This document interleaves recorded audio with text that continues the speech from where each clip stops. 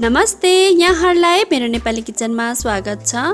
आज म यहाँहरूमाझ chicken रोस्टको recipe लिएर आएकी छु। चिकन रोस्ट भनेपछि प्राय गरेर धेरै जसोलाई मनपर्ने परिकार पनि हो। अझ चिकन रोस्टलाई यो तरिकाले बनाउनु भयो भने त यसको स्वाद एकदमै मिठो हुन्छ। चाडबाडमा झटपट बनाउन सकिने यो चिकन रोस्ट बनाउनतिर लागौँ है त। सबैभन्दा सुरुमा मैले यहाँ चिकनलाई लिएकी छु। चिकन लिँदा चाहिँ हजुरहरूले लेग पिस, पखेटा अथवा चिकनको कुनै पनि पिसलाई लिन सक्नुहुनेछ। सबैभन्दा सुरुमा चिकन मेरिनेट गर्नका लागि म मसला तयार गर्दैछु। मैले यहाँ मिक्सीको जारमा केही अदुवा र लसुनलाई राखेँ। त्यसपछि 5-6 वटा सुकेको रातो खोर्सानीलाई पनि राखेँ। अब चिकनमा लाग्ने गरी नुनलाई पनि हामी यसैमा राख्छौँ। अब यसमा थोरै मात्रामा अजिनोमोटोलाई पनि मैले यसमा राखेकी छु। यदि हजुरहरू यसलाई राख्न चाहनुहुन्न भने यसलाई स्किप गर्न पनि सक्नुहुनेछ। अब यति राखिसकेपछि यसमा अलिकति पानीलाई राखेर हामीले पिस्नुपर्छ।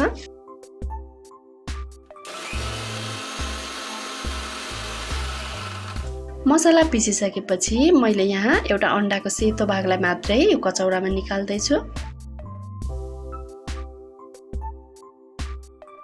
अब चाहिँ हामी चिकन मेरिनेट गर्नतिर लाग्छौँ। अब अघि पिसेको मसलालाई यो चिकनमा राख्ने र अन्डाको सेतो भागलाई पनि यसमा राख्ने र मैले यसमा कश्मिरी खोर्सानीको धुलोलाई पनि राखेकी छु। यसले चाहिँ यसमा कलर राम्रो दिन्छ। यदि हजुरहरूसँग कश्मिरी खोर्सानीको धुलो छैन भने यसको ठाउँमा बेसारलाई पनि राख्न सक्नुहुनेछ र एउटा कागतीको रसलाई पनि मैले यसमा राखेकी छु।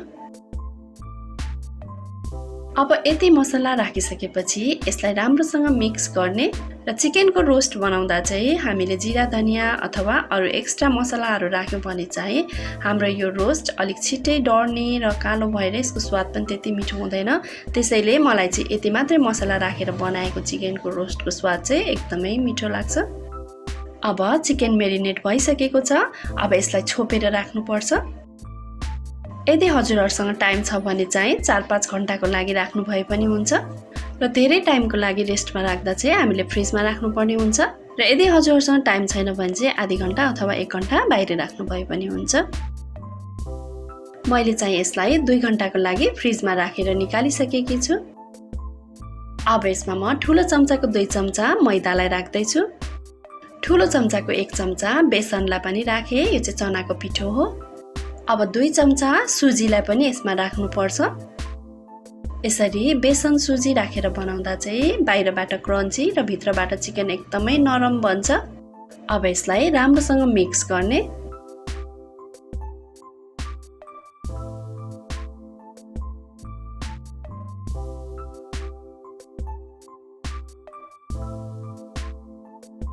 अब यसलाई डिप फ्राई गर्नका लागि मैले ग्यासमा तेललाई तताइसकेकी छु। तेललाई चाहिँ हामीले हाई फ्लेममा राम्रोसँग तताउनु पर्ने हुन्छ। अब तेल राम्रोसँग तातेपछि एउटा एउटा गर्दै चिकनलाई हामी यसमा राख्दै जान्छौँ।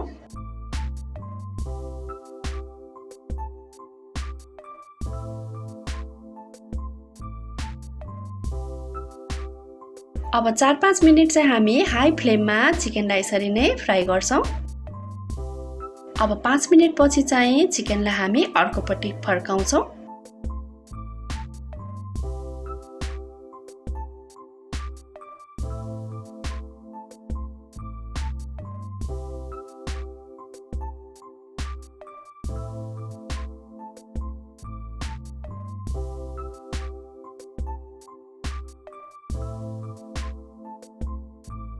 र अब चाहिँ ग्यासको फ्लेमलाई मिडियममा राखेर हामी फेरि 5 मिनट जति यसलाई फ्राई गर्छौँ। र बेला बेला पल्टाउँदै हामी सबैतिरबाट राम्रोसँग फ्राई हुने गरी चिकनलाई फ्राई गर्छौँ।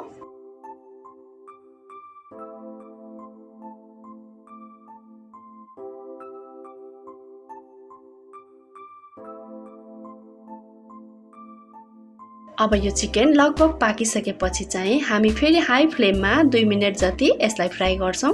यसरी ग्यासको फ्लेमलाई मिलाएर हामीले फ्राई गर्यौँ भने चाहिँ चिकन रोस्ट एकदमै राम्रो र मिठो बन्छ र भित्रसम्म राम्रोसँग पाक्छ पनि। अब चाहिँ यो चिकन रोस्ट सबैतिरबाट राम्रोसँग फ्राई भइसकेको छ। अब यसलाई म तेलबाट बाहिर निकाल्दैछु।